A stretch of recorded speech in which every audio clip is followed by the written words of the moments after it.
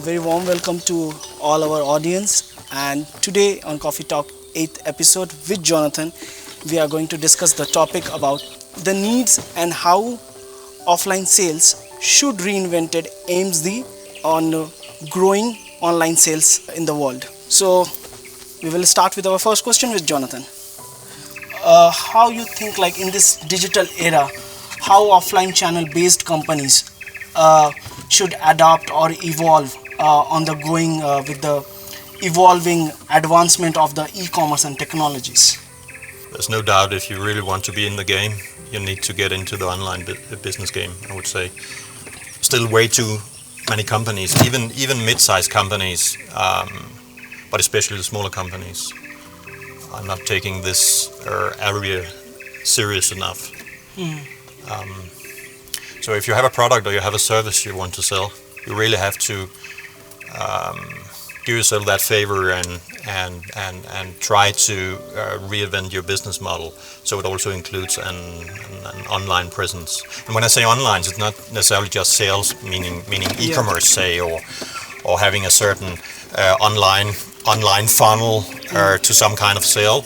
It's also the whole social media area. You know, you have to be present online. You can't build a successful business. Oh, that's not true. But in the future, I don't think you can build a very successful business if you are not taking the online presence very seriously. You know, your audience might read newspapers and magazines still, but to funnel to funnel into your brand, into your platform, it's very difficult, and it's not measurable. You know, all these I would say outbound marketing channels, right? Yeah. So the traditional ones. Yeah, it's traditional. So that you really have to rethink and reinvent your business model. So it's also include or your distribution model. Sorry. So it also includes the whole online presence and how you can use online as a funnel into your brand, into your sales, increasing your sales, and that will just be more and more in the future, because more and more sales are actually shifting from traditional distribution channels, offline typically, into a more online based. It's still way more on the offline, but it's changing. It's increasing yearly. So you really have to be on top of this game, and it includes also social media channels. And remember, one post a week is not enough.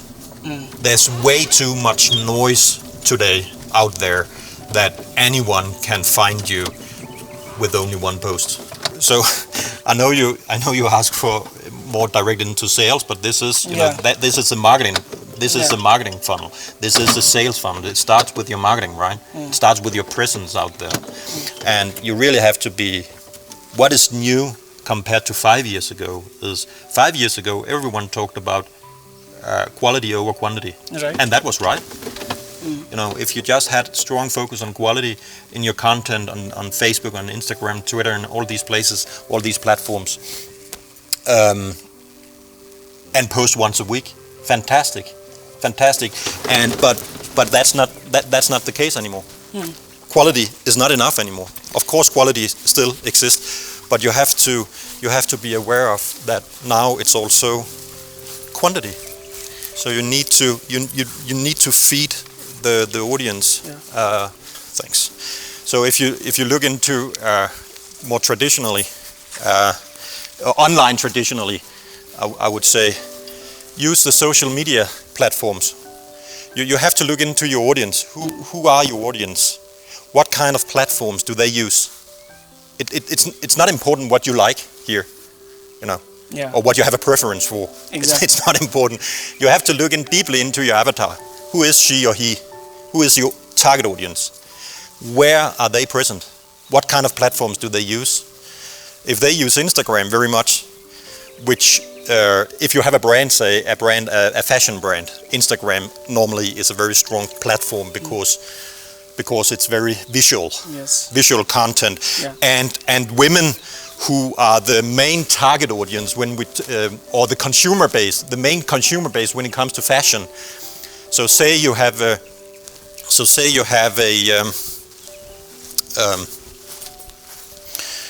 your audience is women. Instagram will be very strong, right? And that's almost across countries, markets. Whether you say Asia or you say Europe or you say Americas actually. Yeah. So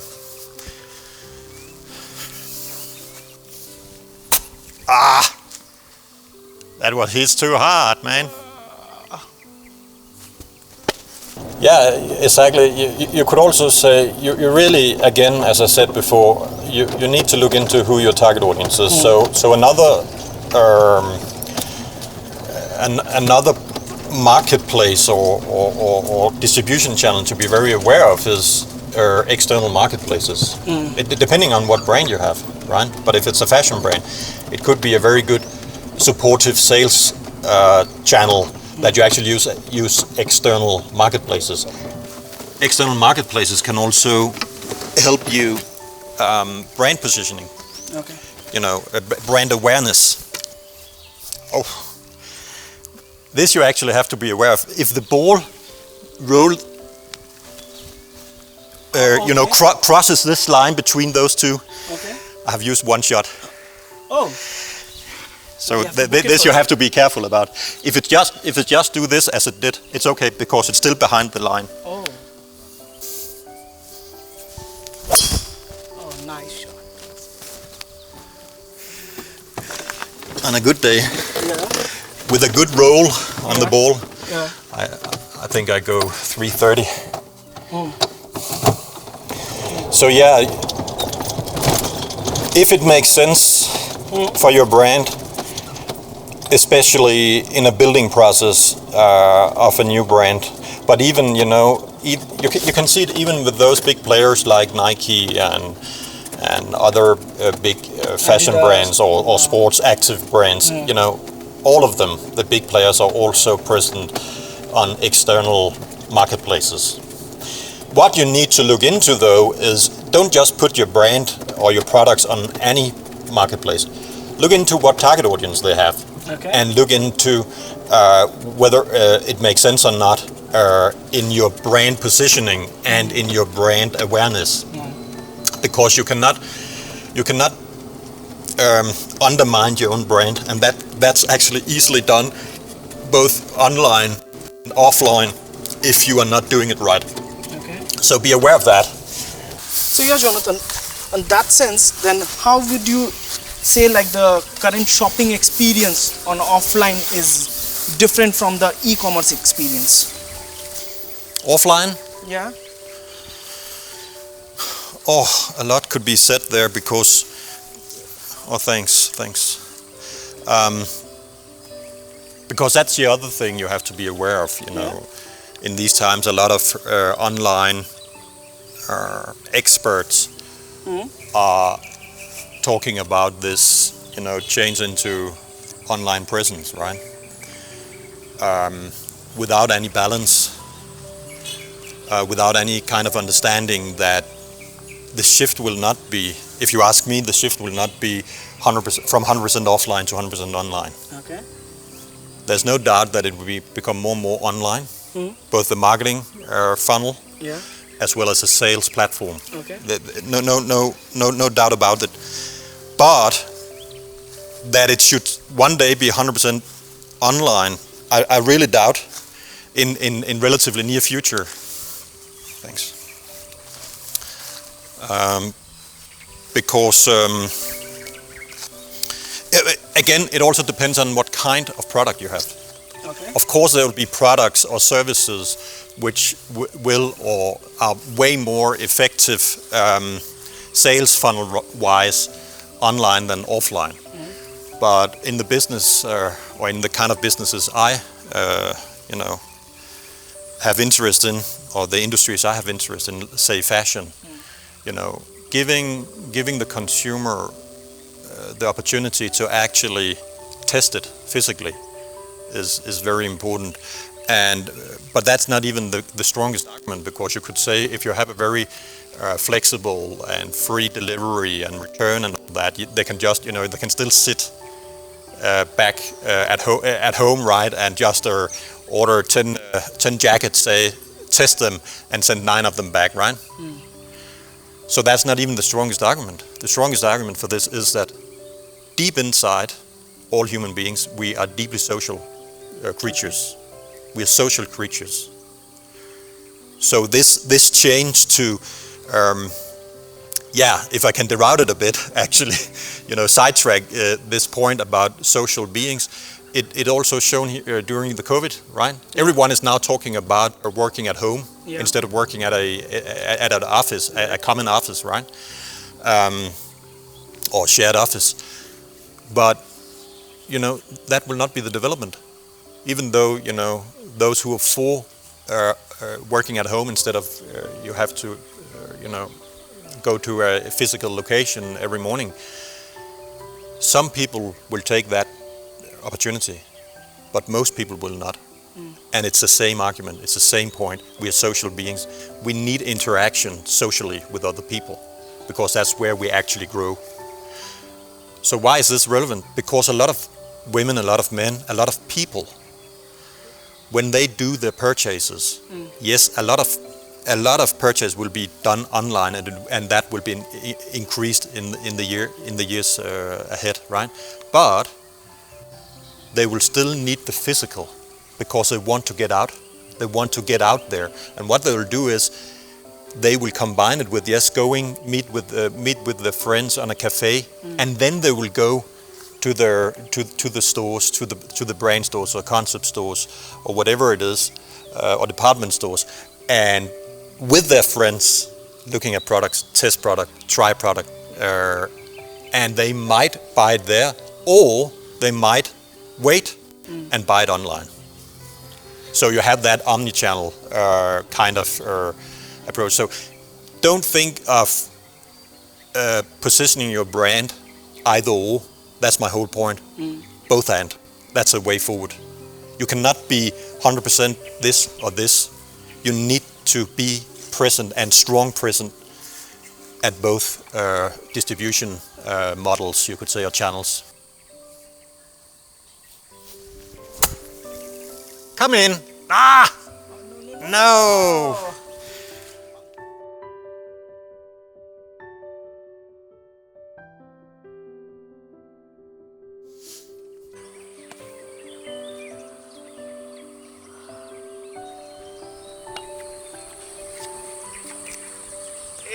Wow.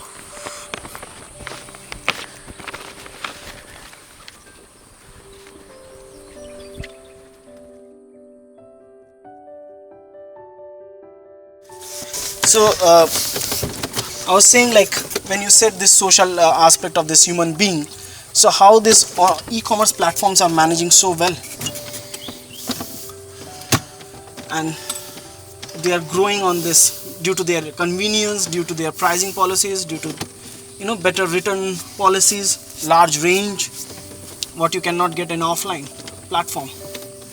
So if you really want to position yourself as a strong brand, you need to think omni-channel. You need to think all these different platforms, both online and offline. That's my point. You cannot just say, oh, I go 100% online, or oh, I go 100% offline, because we have always done that.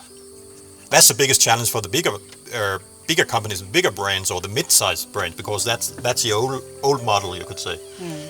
But for the new and upcomers, where there's a strong focus on online and e-commerce, their biggest challenge is not respecting the channel, offline channel. They need to think both, and you can actually see it slowly develop into that. You can see the mid-size and bigger brands. They are prioritizing online more and more, e-commerce more and more, external online marketplaces more and more, and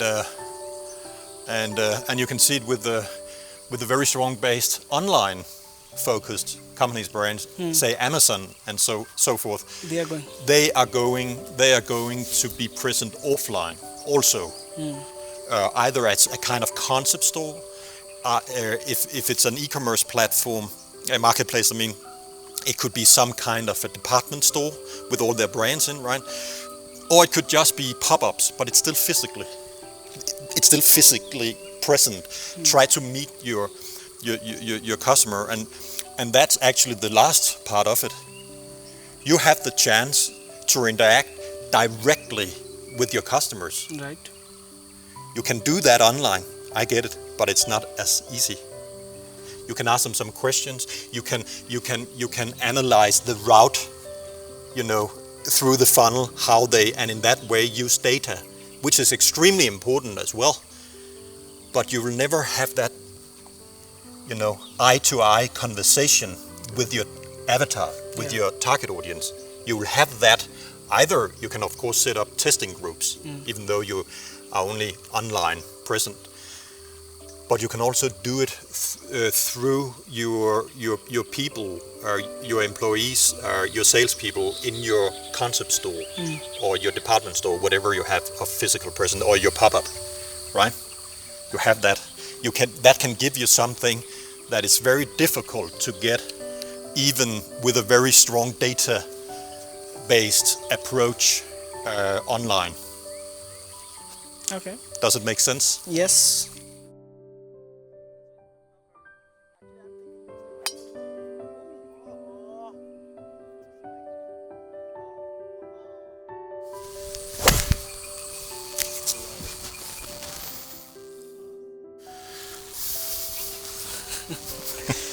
The concept store. Why using a concept store as a both brand model and distribution channel instead of their more traditional approach when you go offline, which means you go through wholesale, external stores, or that route, right? Or distributors. Or shop in shop kind of a concept. We have to reinvent the distribution model. Okay. Right. The competition is too heavy. So there's two reasons for us reinventing you have to look into the distribution model. First and foremost, you have to look into how you control more of the supply chain. Okay. From manufacturing, say, to the consumer. And there's I believe, two main reasons for that. One is what I'm talking about. You can control price setting. Okay. You can control your brand way better. And the other thing relates directly to the brand. You have the direct interaction with your consumers, with the audience. When you use other people in between you and the consumer, your audience, you accept that they become the face of your brand. Right. It's extremely difficult to control and steer from a brand perspective, because they might have, say it's in a store, multi-brand store. Yeah. They have 20 other brands to take care of. Right. And often, seen from their perspective, they're not very much necessarily into your brand.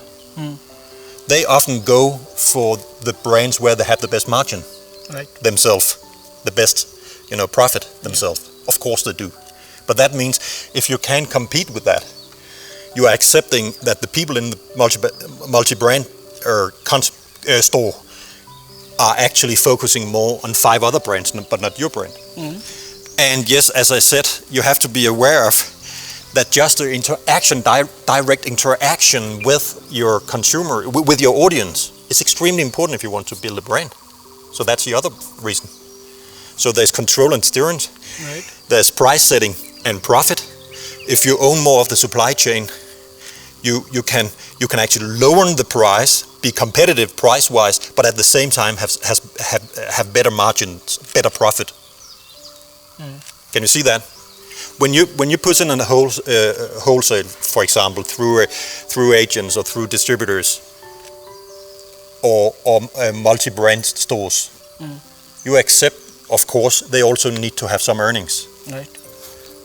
Every layer you put in between you and the audience, the product will be more expensive. Right. Even though the quality doesn't live up to it, right? That's why you see so many products relatively expensive, even though the quality is very low, because they have maybe 1, 2, 3, 4 layers between them and the audience.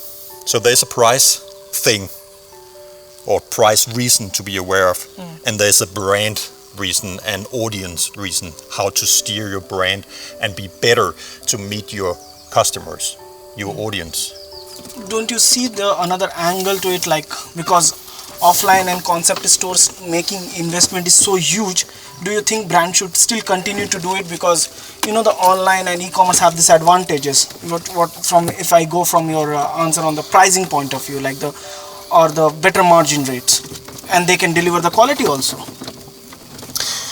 No, if you want to build a strong brand that is not just something that is a trend, okay, pop up and then you're gone again. Okay. You cannot rely on going into the competition on the price. There will always be other companies, other entrepreneurs taking your product, if you accept it, or other similar products, and push the price. Why? Because the easiest thing to try to gain market is price competition. Okay. You lower the price and Right. you increase your market. The problem of that business model is there's only one result of that, a bit long term, and that is that you don't have any profit, because there will always come one and lower the price. Okay. So it's kind of the route both of no return, but forever going in that direction. So you have to think more innovative than competition on price. You have to bring better quality, better innovation, better customer, people-centricness. Bring real value to your customers. Real value is not that you can sell your product for $1 less than your competitors, or $10 less than your competitors. That's not real value. And there's also happening a shift in the consumer base.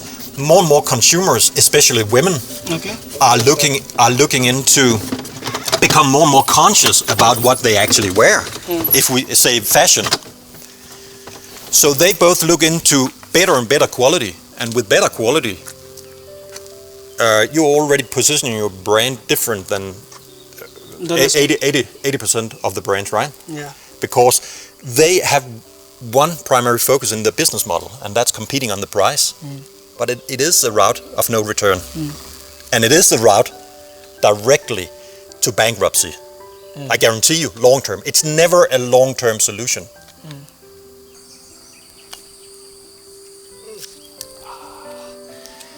It's even more. It really depends on how you, what kind of capital you have, right? How much you can push it, and in what way you actually line up your timeline when it comes to evolving your brand into more and more stronger and stronger brand awareness potential, you could say, right? So an upcoming brand might not have their capital available for a very strong omnichannel approach, which also could include, your own concept stores. So of course you need to find your way. Of course you have to be practical, and you need to and pragmatic as well, right? But say you have a bit bigger financial muscles that you can actually push things a bit faster than normal, so you actually can that you're actually able to put that strategy forth. I would say, as I said before, everything you need to create around your avatar, you need to create around her. And when it comes to physical presence, it's extremely important that you think location. Agreed. Over everything else, I would say. After that, you create that concept store 100% aligned, or as close as you can get to your understanding of your avatar, your target audience, which will attract her or him. Okay, and at the same time, you have to have the awareness of how your brand identity looks like. Okay. But again, your brand identity has to be aligned with who you are actually communicating with, right? So it goes hand in hand, you can say.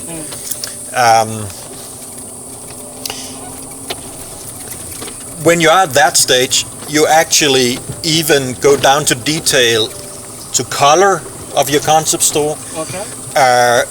how you organize the interior, what kind of interior you have. So you have location first, then you have the whole facade or facade, right? And the colors, how you brand that, and how you enter that store is also extremely important. What is the first thing you meet as a potential customer in your physical store? What is the first thing they meet? The first thing they meet is you, right? It is you, is your brand. Yeah. It starts with the facade. When they enter the door, so to speak, to your world, Yeah. you have to think of your concept store as a unique universe you have created around your target audience, around your avatar. And that comes down to color, how you organize, how you position your specific products, what exactly the first thing is that he or she meets when entering the store, down to smell, down to music, Yeah. down to the customer-centric approach when it comes to customer service, which means the salespeople you have there, they have to radiate 100%, 110% your brand. What is it that you want to build?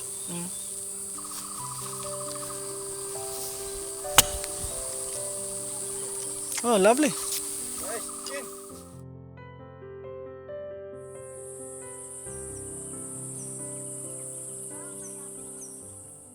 So, Jonathan, continuing on what you are talking about, how important the concept store, how do you see the future of fashion industry to reaching out their customer through omni-channel approach?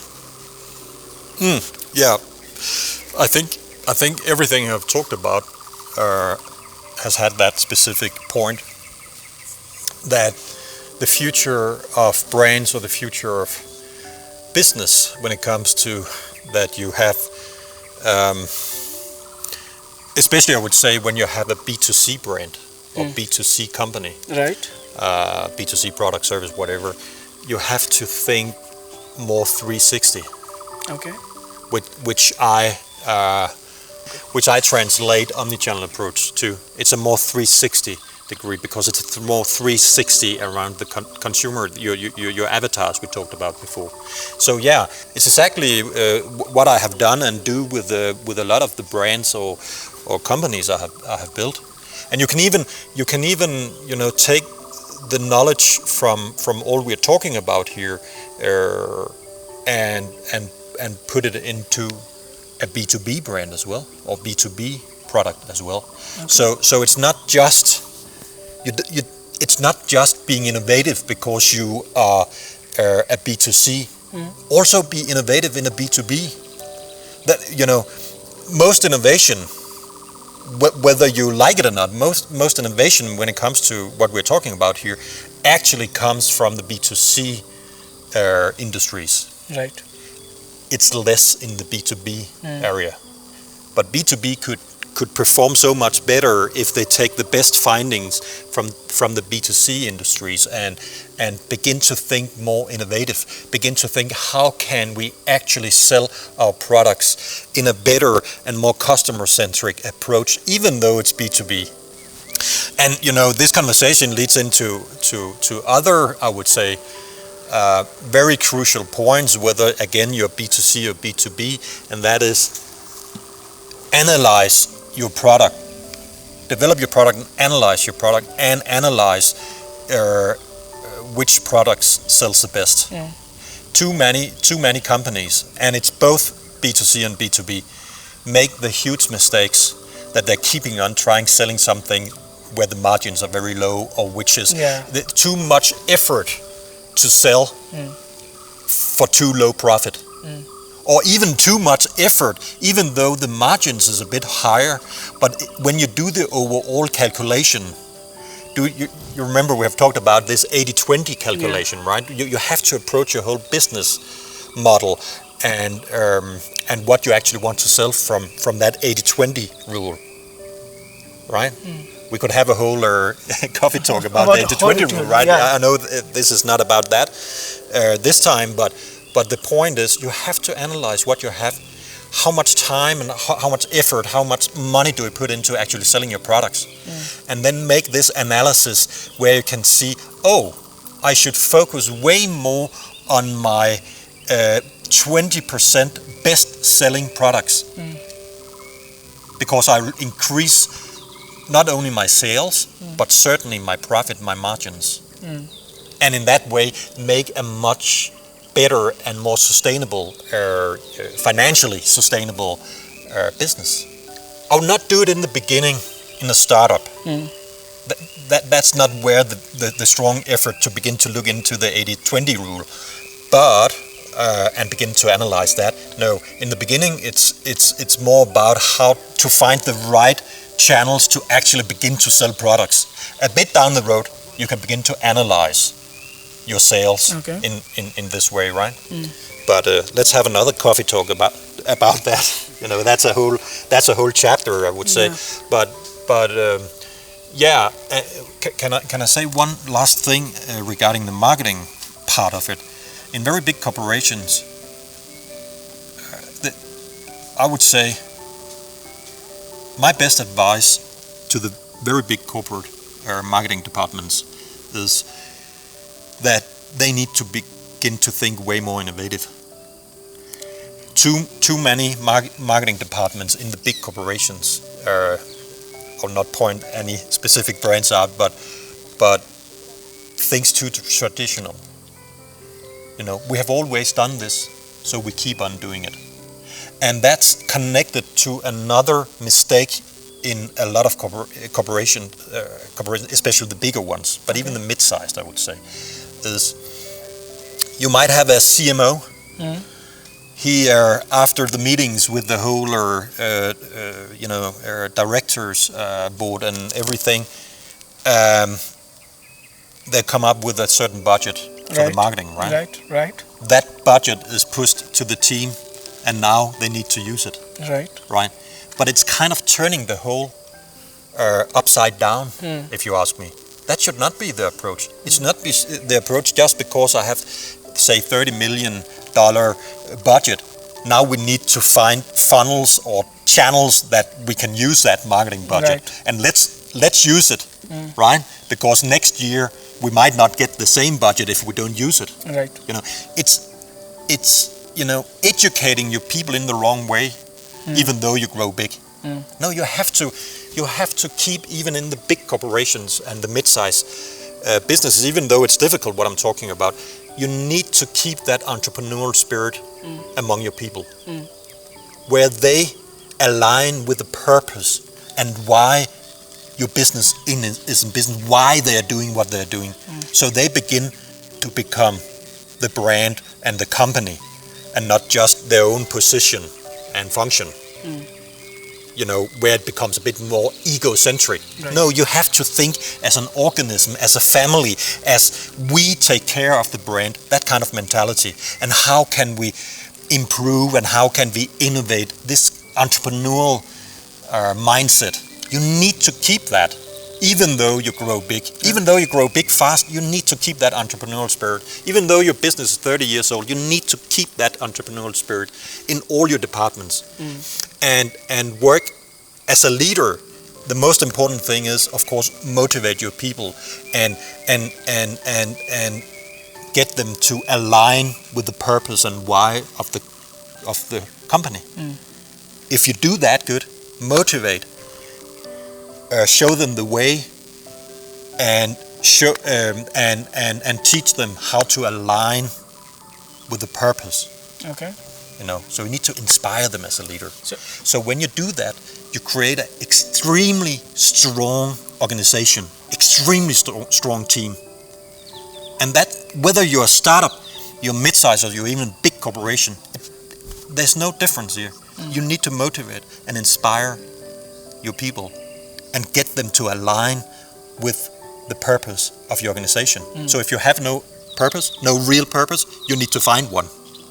So that's the first thing. If you have a real purpose, then shape that in a way that is understandable, and then begin the training of people that can actually align with that. Even be willing to make changes in the organization, okay. because it goes both ways. You need people in your organization that can actually align or want to align with that specific purpose. You don't want people that can't align or don't want to align with your purpose, your why in the, right? Yeah. Then it's better that the people who don't want that find another Area. find another business where they can align with the purpose. Okay. For both, it's not just for the sake of the businesses, certainly also for the sake of the person itself. You should do something meaningful. Whether you're a corporation, you're a company, or you are people, do something meaningful. That means in your work hours, you should certainly work for a company that inspires you, Right. where you really want to identify with the purpose of that company. Yeah. So you want to give it everything you have in the hours you put in. Why not? That's meaningful, Sure. right? So That's great. So now we will head towards the 18th hole. Let's go.